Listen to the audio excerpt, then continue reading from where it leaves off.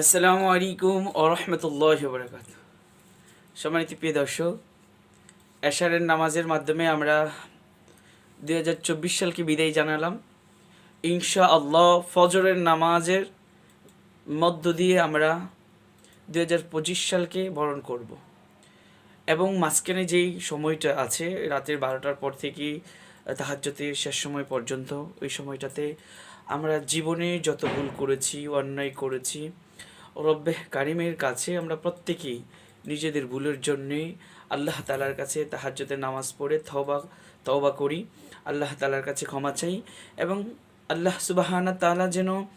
ভবিষ্যতে 2025 সাল এবং যতদিন বেঁচে থাকি আল্লাহ তাআলা যেন আমাদেরকে সুস্থ রাখেন, ভালো রাখেন, বিপদ আপদ থেকে হেফাজত করেন। সর্বশেষ যেটা বলবো, আল্লাহ তাআলা যেন